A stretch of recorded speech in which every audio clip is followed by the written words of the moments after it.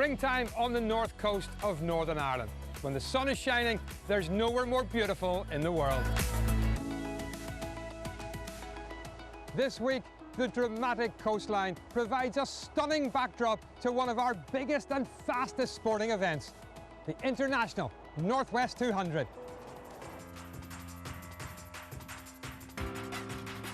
It's a unique motorcycle race with an international reputation. Close racing, high speeds of over 200 miles per hour. There's no room for error at these speeds. And a seaside festival atmosphere make this a truly special event. Welcome to our second highlights programme from this year's Fonacab International Northwest 200 in association with Nichols Oils. This year, the event is celebrating its 90th anniversary and has attracted pretty much all the top riders in the sport. It's the best entry of any road race in the world. So far, we've had two cracking races. Here's what's happened. And they fire off. Lee Johnson got away well, didn't he? Look at this, 150 miles an hour, and that's what the slipstream does for Lee Johnston and James Hillier. Oh, tremendous stuff.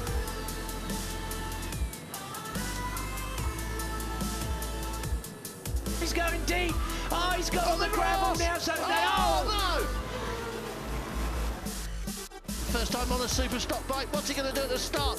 Number one, Glenn Irwin. Here comes Hickman. Oh, he's down. Harrison does not fall off motorbike. There it is. Oh, Second time of asking.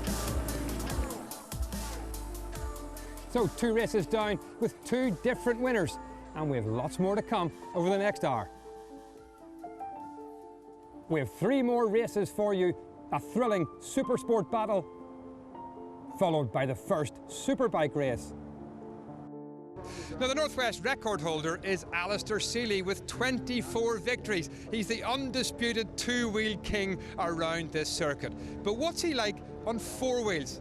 We sent him to visit one of Northern Ireland's best drivers, British touring car champion Colin Turkington.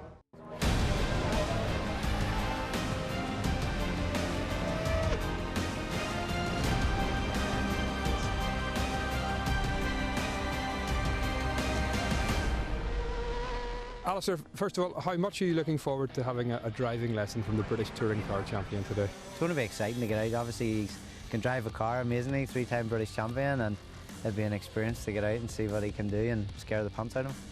Big motorcycling heritage in your family as well, though, wasn't there? Yeah, massive. You know, I was brought up around bikes and road racing. You know, before I started my own career, you know, my father was a long-time sponsor of Philip McCallan. Are you worried about him driving your car? Well, yeah, I got to get this car back to the UK in one piece. So yeah, well, I'll maybe not show him where top gear is.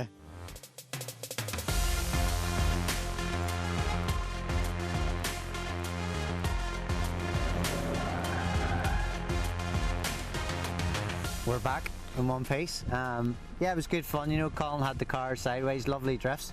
Mine just wasn't as nice as them, but a bit of tyre screech going on. I think I freaked them out into a couple of chicanes with late braking. Colin, would he make a racing driver? I'm a bit concerned of my rear tyres, you know, what sort of condition, and how I'm going to explain that one to BMW. But Alistair's background, obviously, he's got the speed, you know, straight away. You know, he can bring even this 3 Series BMW right to the limit straight away. Be good fun when we can get the bike out and see, obviously, the differences there.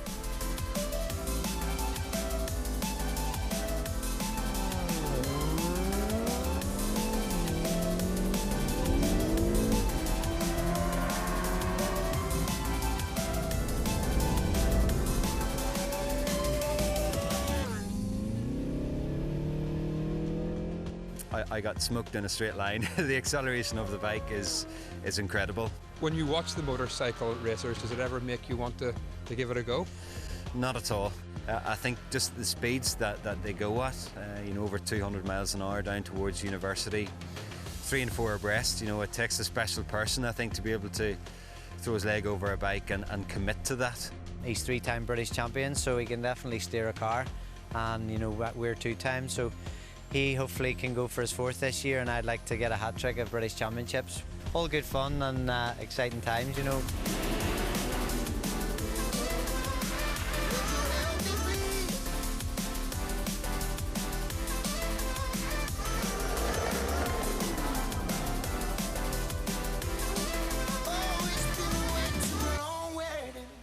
There was a good day out at the Bishop's Court racing circuit.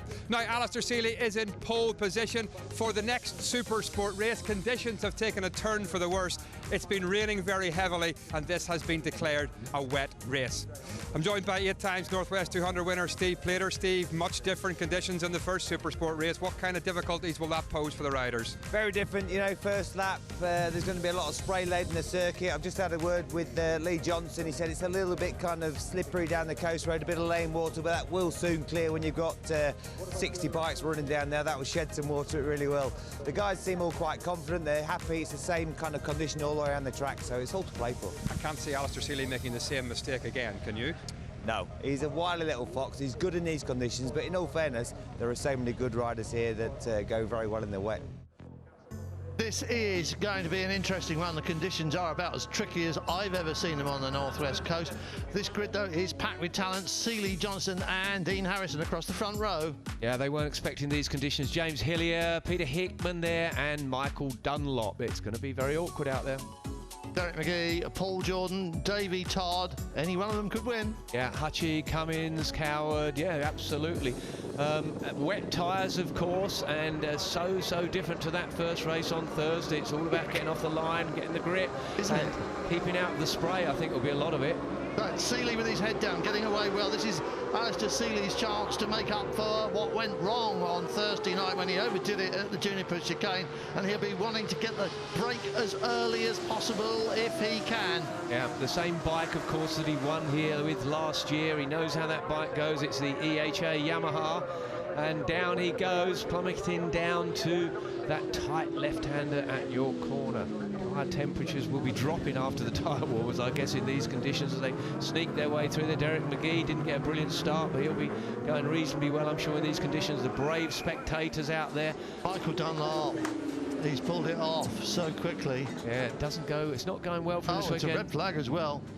Well, that's the riders being held down, that's at the Metropole, yeah. So there must be some incident on the coast road coming back to the finishing line. So another start we're about to have, and you can see 1 or 2 riders are not there, but Alistair Seeley, number 34, is still there. He was kind of at the front at that first start. Davey Todd. Yeah, number 74, Davey Todd on the inside. So Seeley leads it again, that's what he wanted. He's got Derek behind him. Davey Todd got a really great start off the second attempt, and now he's dropped back to, he's in third, I beg your pardon. He was in third, always in third from the start of this race. It's Seeley, McGee and Davey Todd, and now it's Davey Todd on the inside. Didn't make it. Quite do it. It is grim conditions out there, isn't it? And, hopefully it's going to improve as the day goes on. Paul Jordan at the back of that pack as they're coming down the braking zone, and that's a problem for Seeley. You can see smoke coming out of that bike. Oh, McGee nearly pushed him out wide. I don't think he was expecting Alistair Seeley to be slowing down that much, and he nearly, so another red flag. I guess there'll be oil down there, I'm thinking. And that looks like the end of the day for Alistair Seeley. Alistair, what happened? The engine went bang, I think, in a big way. I knew something wasn't right. I just lost power and I was making a lot of noise, so I coasted into university, and to be honest, I was trying to scrub off speed, and I think it was Derek McGee came alongside me and tried to squeeze me. He must have thought I was still in racing mode, but just I could see whenever I stopped, a big plume of smoke came up around me, and I knew the motor had went.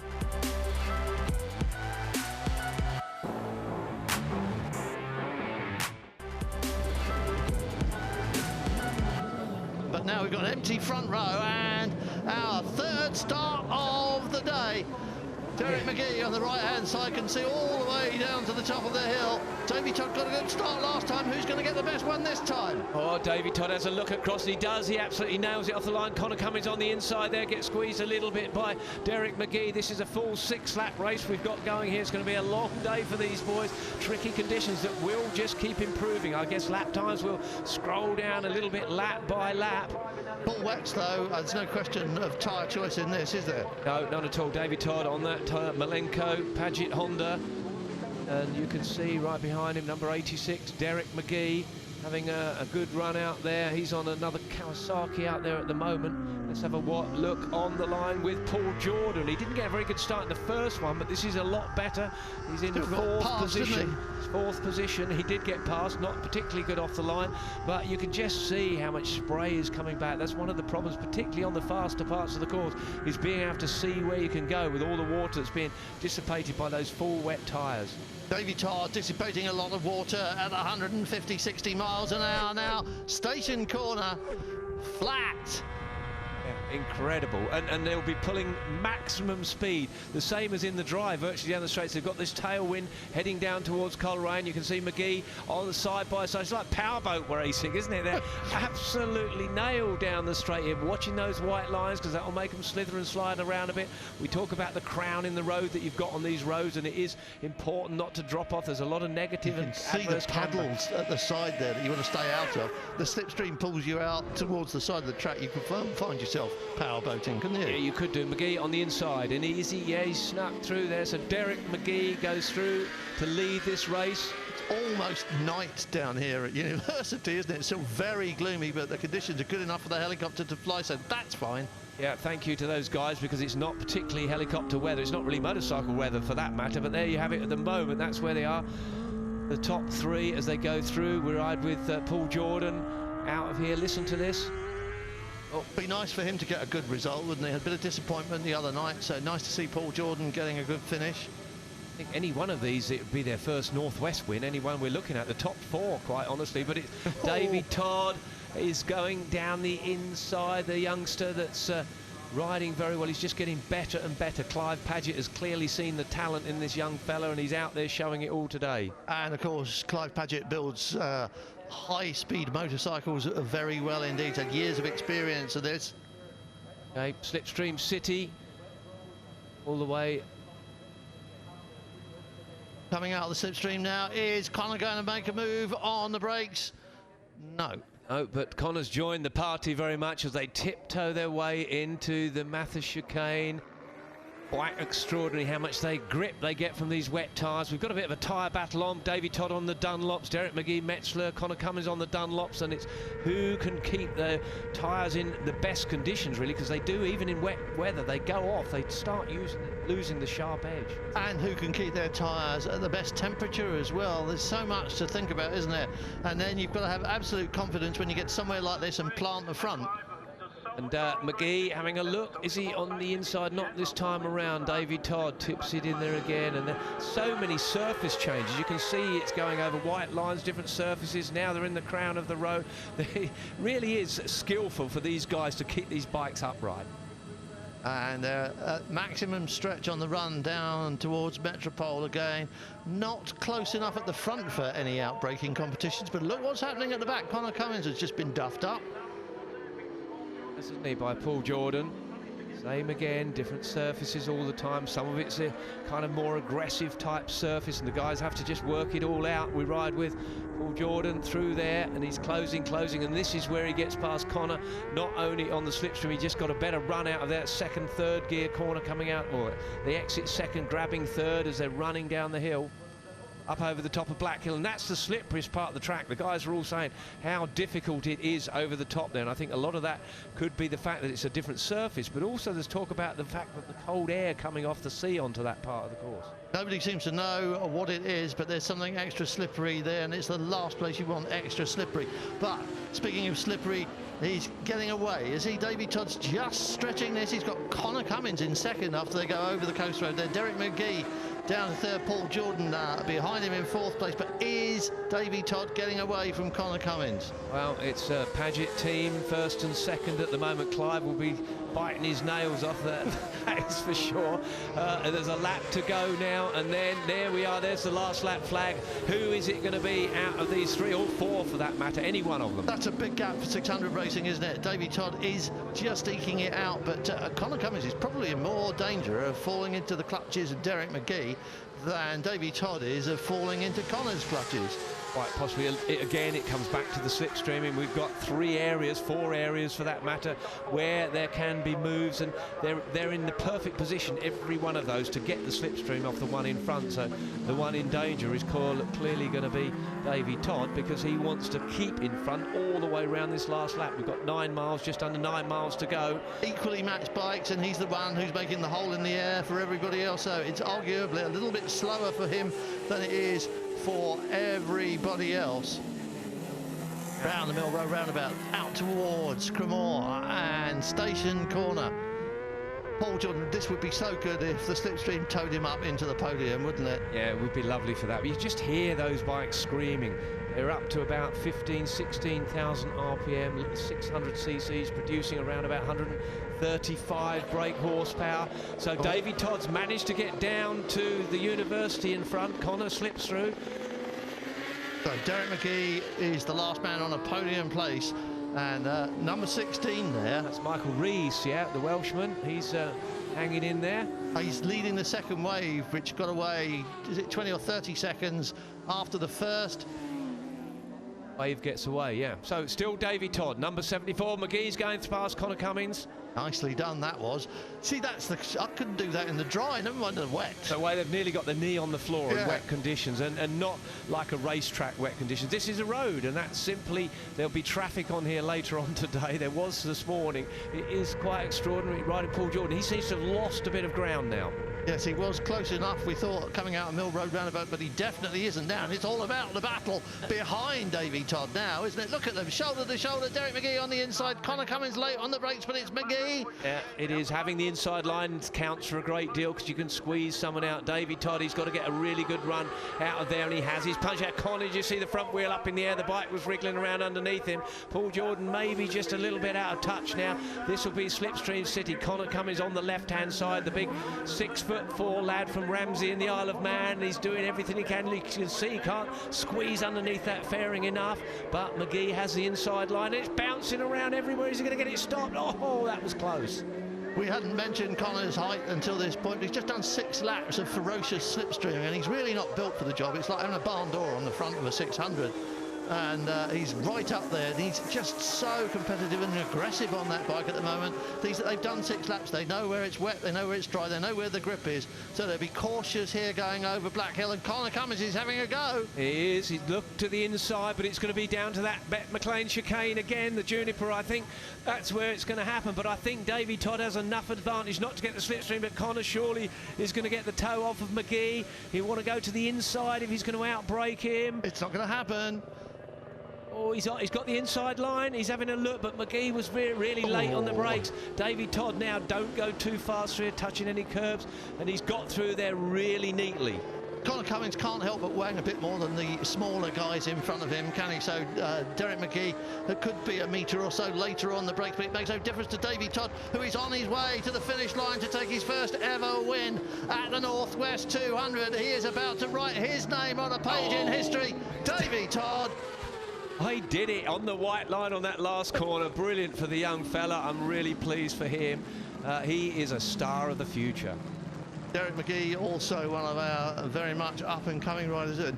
Conor Cummins, he's the old guard now, isn't he? You've got to say that he is the old guard. Yeah, 31. I'm afraid you're an old guard at that point, but pleased for Conor as well. Pleased for Clive Paget and the team. They put so much effort into this, and the Dunlop boys will be happy as well. Everybody's going to be happy with that one, aren't they? Todd McGee Cummins, as we saw. Paul Jordan did get 4th. Christian Elkin and Joe Laughlin 5th and 6th. Davy, congratulations, your first international win. How does that feel? I knew we would be strong in the wet conditions, but these guys really pushed me right to the end, and I really enjoyed every second of that, going back and forward with Derek and Conor there. And a kiss from the team boss, Clive Paget. Massive thanks to the team. They provide an unbelievable bike for me, and you know, it's been a pleasure to ride it. Yeah, it was so crack out there. slipstreaming. She didn't know where you were going to end up going into university, but no, enjoyed that race, and fair play to Davey, rode a great race. Treacherous conditions, but yeah, the bike was perfect. It was a good little battle with these guys, so just staying safe and using the load, but had a good ride. It was good.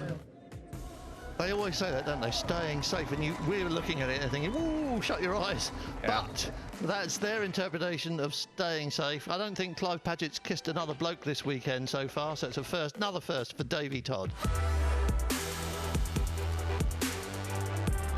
So Davey Todd stands on the top step of an international podium for the first time ever.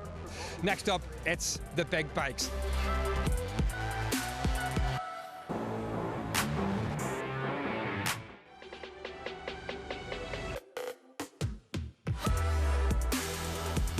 Glenn Irwin has won the last 3 Superbike races here in a row.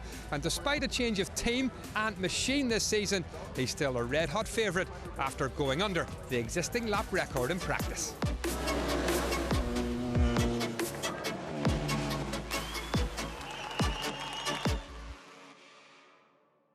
Northwest is a funny one because for the months building up to it, I think, why did I do it? And it gets worse. I don't know if it's like anxiety or whatever it is, but I always went there as a kid. And that's my kind of racing memories, watching all the greats, you know, from the 125, 250 riders right up to the big bike races, you know, in the V&M days. And I ride for Jack Valentine, obviously, from that, so that's pretty cool. But it just means so much, like, being the person that kind of maybe I used to watch.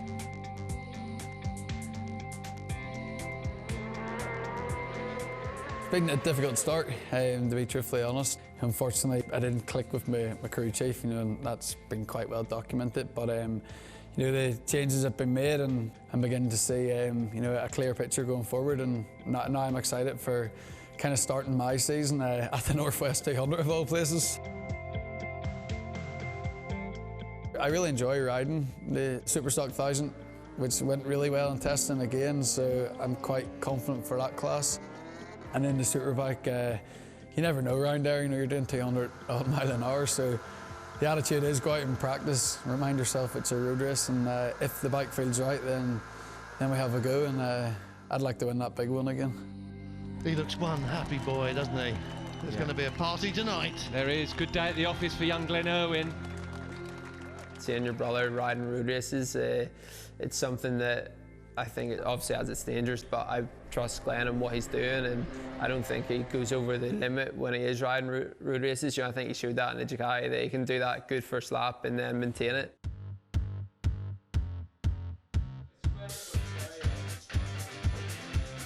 To ride a motorbike, I think you got to be as strong as you can be for being as light as you can be, and by just being very fit. And you know, if you're at the end of a race and you're putting pressure on somebody or they're putting pressure on you, I think the fitter you are, the kind of lower the heart rate is, less chance of a mistake is kind of the science behind it. If I'm training with Glenn, you're pushing and he's pushing more as well. It's the same in the bicycle. You know, we do like 1 mile at a time and as the lead rider, and as soon as he goes that 1 mile, you know that he's riding at the maximum, and as soon as I get there, my heart rate's through the roof as well. So you know, it pushes us both on.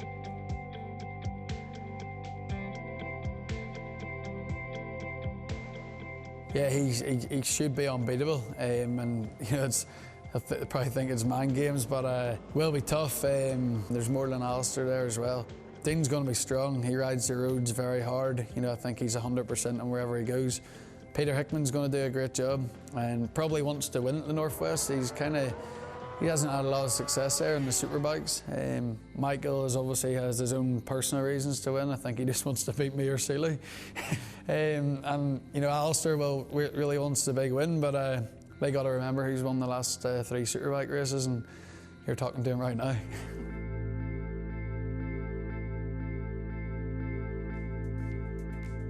And Glenn Irwin is in pole position. Philip, how do you see this race panning out? This is going to be a very interesting race because Glenn on Thursday night smashed the course record, but Seeley is riding basically with his last year's team on the new model bike, so it's going to be very, very interesting.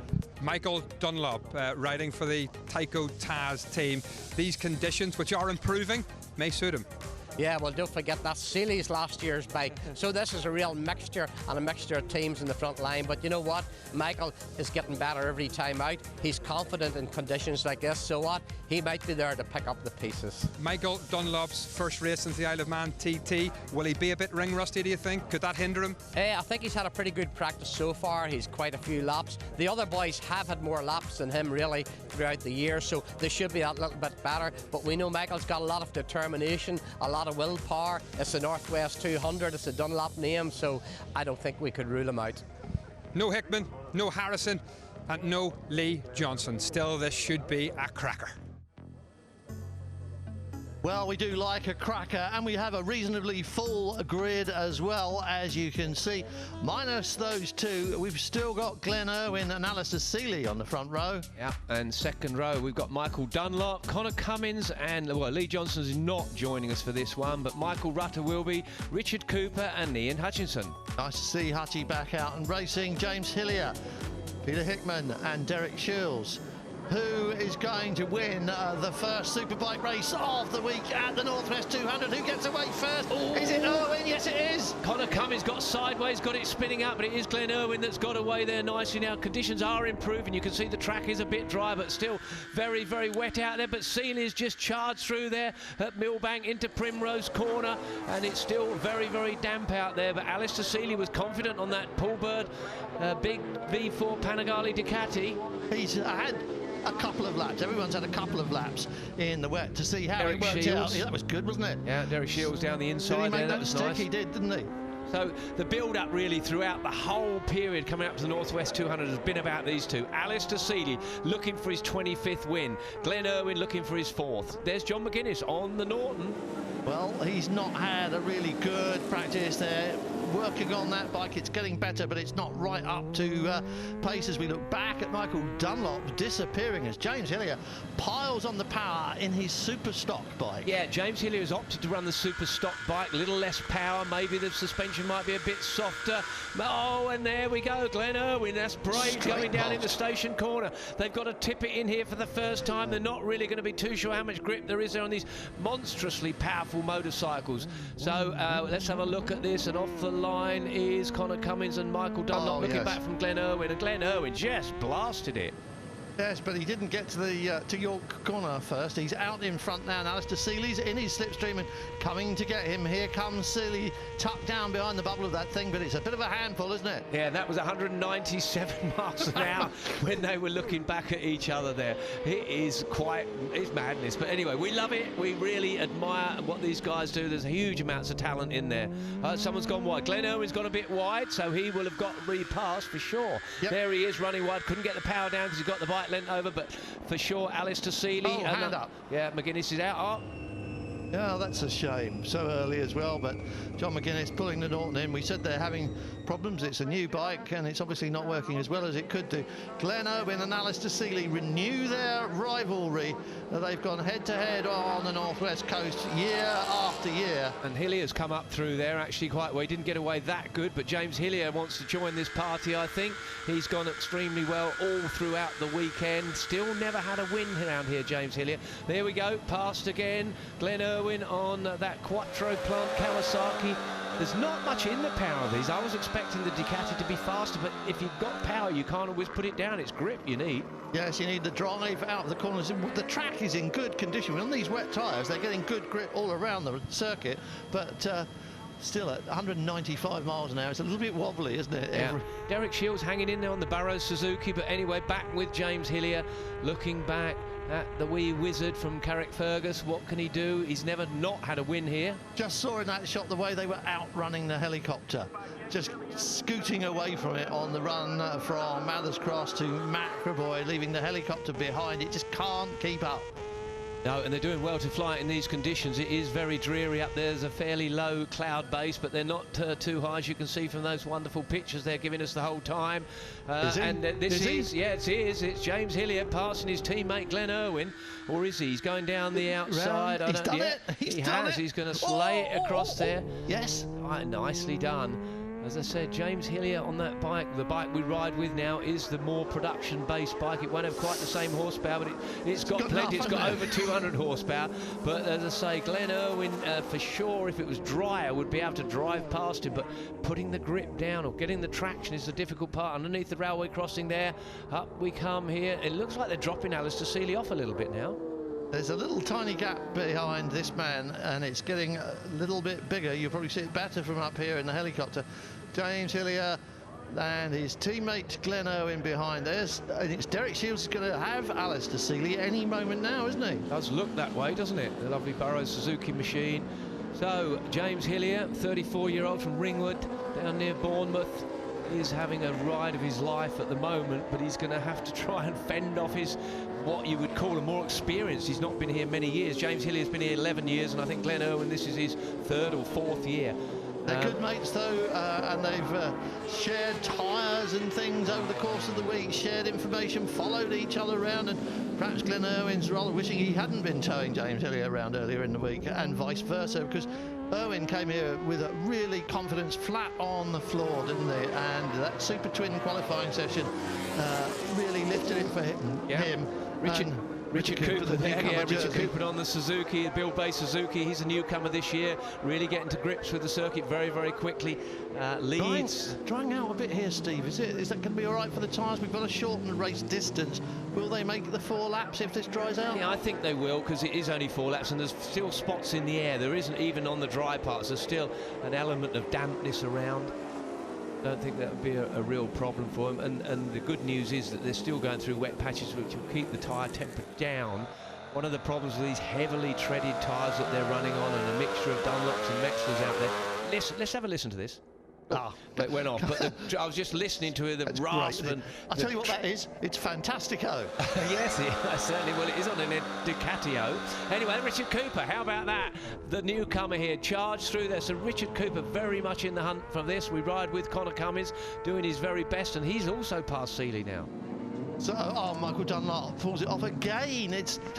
He's just not having a good week at the Northwest 200, not good for the Tyco team at the moment. Connor Cummins gets back past and charges through on Richard Cooper. So there is your top 3 at the moment: Hillier, Glenn Irwin, Connor Cummins. Is Irwin just following James Hillier around, waiting to see what he's got, letting him explore the track and find all the damp parts, make all the mistakes, and then on the halfway round lap 4 he's just going to pop out the slipstream? And yeah, I think there's an element of that, and I think he's just waiting if the track dries out a little bit. For sure, if he can get the power down, he should have more grip, and he should be slightly better on the brakes, mainly because it's a lighter bike. The Superbike will be something like 20 kilos lighter, I would have said, than the Super Stock machine for a start. He's also got Connor Cummins coming to get him, and if Connor is quick on his Superbike, on his Paget bike, then he's going to have to get a bit of a skate on as well. He might not be able to wait that long. He might have to get out of the way, because here comes Connor. I think he's closing. I think you're absolutely right on the Malenko Paget bike.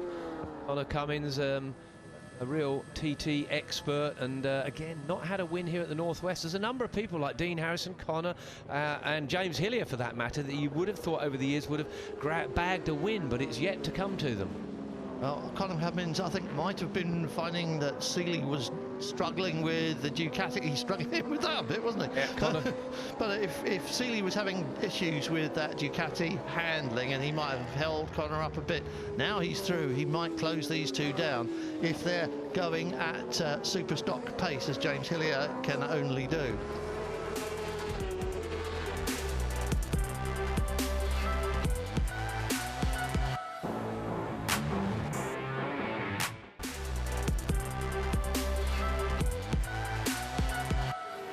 James seems to have a little bit of an advantage on this coast road section, or it did look like he did have a little bit more, but really Glenn Irwin is just looking for the dry bits where he can get the power, and you see them all wriggling as they come out of there, coming out of there in 2nd gear, and they're just trying to tap the power on, and the wheels are starting to spin up and doing everything they can. Last thing you want to do is really get it sideways and frighten the life out of yourself and lose a load of ground. Connor Cummins is so aggressive at the moment, isn't he? He's right back at the top of his form, and now he's on a bike that is the right size for him. He's really giving it beans, and Shields has got past Seeley, so Alistair Seeley's fading in this race. I think he's struggling to use the power that it's got. He's a little fella, of course, Alistair Seeley, and just trying to get the power down on the track. It looks a bit of a handful out there. There you go, James Hillier again powering off of that Mill Road roundabout. Seems to get out there very, very well. Nice and tidy. James Hillier on that bike, all tucked in. And there's a dry line down the middle of the road there. Then it goes wet just as you tip it in. It's Just horrible. what you want, isn't it? It really is not pleasant because, as I say, you run a little bit off that dry line, you're on a damp part of the track. It's the focus and concentration that they're going through for this. It's only 4 laps, but 4 laps around here trying to stand. And look at this. That is Connor Cummins has got through. He's got past Glenn. Glenn Irwin in the slipstream of Connor Cummins, tucked in. Connor making the hole in the air for Glenn Irwin to follow him now, so he's going to repay the favour any minute now. Very good on the brakes, really good. Oh, he didn't leave him a lot of room there. Nearly took the hand of Connor Cummins off the handlebar there. I think Connor Cummins is slightly under geared. I thought I just heard it touch the rev limiter in top gear using that slipstream. Meanwhile, James Hillier's got a little bit of a lead working for him, but his teammates back in the hunt and back where he wants to be. Connor Cummins still there in 3rd place, but they are pulling away. This trio are pulling away from the rest of the field. Connor Cummins is pulling away from Glenn Irwin again. Is this allowing James Hillier to escape? Quite possibly. These two tripping over one another. They can't get too... Oh, I'm going to say they can't get too through the chicane, and they haven't, because now Glenn Irwin has managed to get through. He's got to get it stopped, so still... Yeah, he doesn't want Hillier to get away, does he? No, James Hillier hasn't been able to escape with these two tripping over one another. You can see... There they go, and they're in a perfect position for slipstream. The bikes actually look like they've been motocrossing. I've never seen superbikes looking so dirty in my life. There it is. Running back towards the Metropole into the McEvoy chicane with Hillier, Irwin and Cummins, and then look at the gap behind. There was Derek Shields and Alistair Seeley.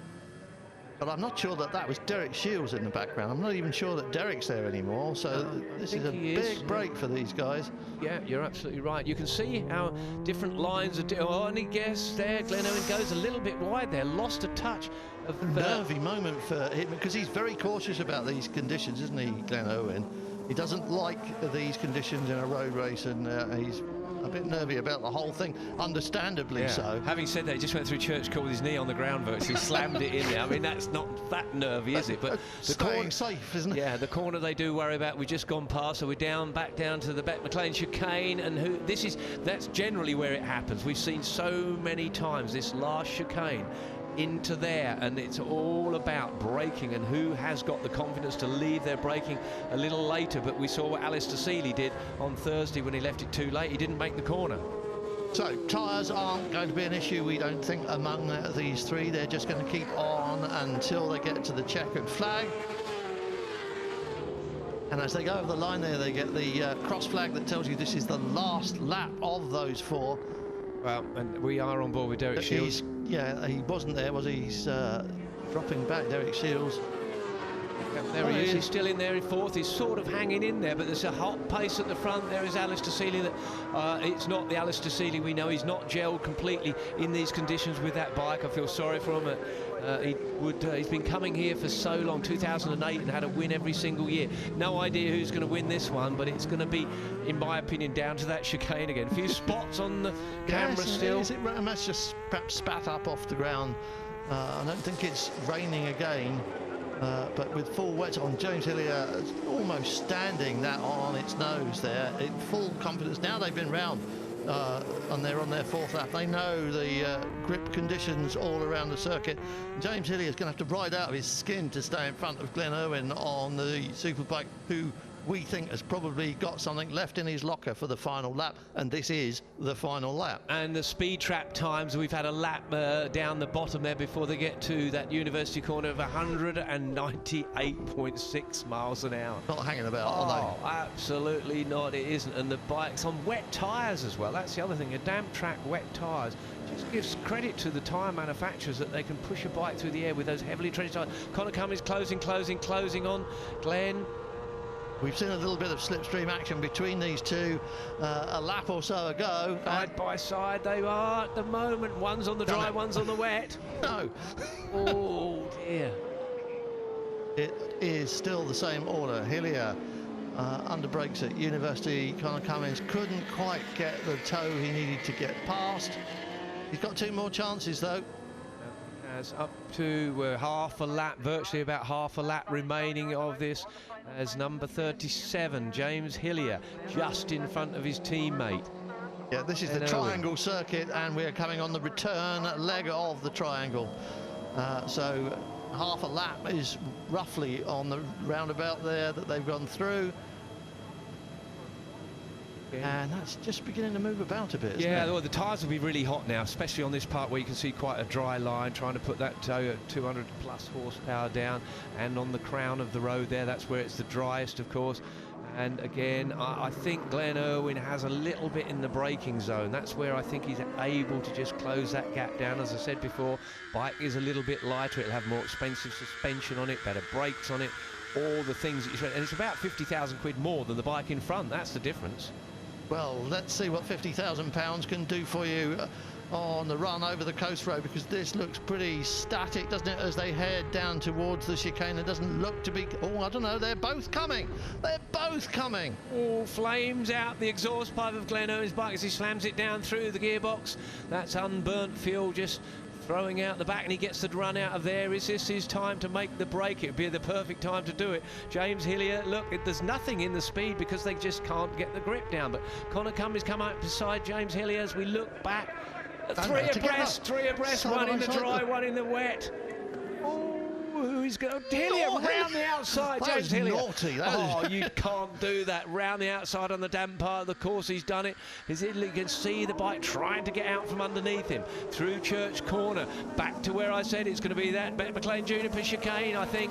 James Hillier is using the controllability of that production bike at the moment to get past his teammate on the Superbike. Can he do that again in that chicane? He's just got a little bit more confidence in that, hasn't he is so good there. We've seen it happen so many times down there. Getting the run out of here, that was over the top of Black Hill, trying to get the power down there. He's gaining. He's in the slipstream. He'd want to go to the inside if I was you. He's gone on the outside. Is he going to get past enough to switch it over? Now he's diving to the inside, and he's going. Look at his feet going through the gearbox. He's got it down there. Is he going to get it stopped though? He's got to get it turned in, and he has. Yes, superb move. Don't run out too close to the right. Yes, that was. He's been thinking about that for the last 4 laps, hasn't he? Yeah, absolutely brilliant. Absolutely inch perfect in his timing. And Killian, no, please, not on that final corner. It looks like he's done it, his 4th Northwest win on the Superbike. There it is. He's going to be so pleased about that. It's touch and go whether he actually came to the grid. He didn't like the conditions earlier on, but they've improved no end, and they brought him out to race, and he's going to be very pleased about that. Connor Cummins, another podium at the Northwest. Yeah, and Derek Shields, good 4th position, but I'm sure Alistair Seeley would have wanted to be better than 5th. Yeah, I forgot about the 3 in a row previous. James was riding phenomenal. Best thing that happened to me was him going past. It probably pulled us away from everyone. The first is class, but the most important thing's the 1-2. This team have had such a difficult start to the year, and yeah, they deserve so much more than what I've given them. And I've worked awesome with James all year as a teammate. I've really looked forward to coming road racing with him. And this is just the beginning, and he's going to go on and win a TT this year. I'm telling you, awesome. Nearly won, but still amazing for the team, and you know, I'm pleased for Glenn because he's been struggling a little bit, but he's clicked now, and he's probably the best person I could have beat me today. I made it bloody hard work for myself, got spun up off the line, and I was last in the wave, I think, and had to come from dead last in the group, and I caught onto the leading riders, and but yeah, it was a lot of fun actually. It's a lot of fun. That's one way of putting it. At 195 miles an hour. Yeah. And that's interesting that Glenn Irwin says James is going to go and win a TT this year. Well, we hope he does do another one. But this is very nice for the fans and for the team. Everybody pleased to see Glenn on the top step. So Glenn Irwin with a superb Superbike victory. And Philip, some great racing again. It's been great racing, Stephen. We've had 5 races, 5 different winners and 2 first-timers. Stefano Bonetti, the first Italian ever to win a Northwest 200. Davy Todd rode the race of his life for his first win in the Supersport class. And Glenn Irwin, what have we got to say? His 4th Superbike win. He does want to be king of the Northwest. So that's it for now from the Northwest 200. From everyone here, it's bye-bye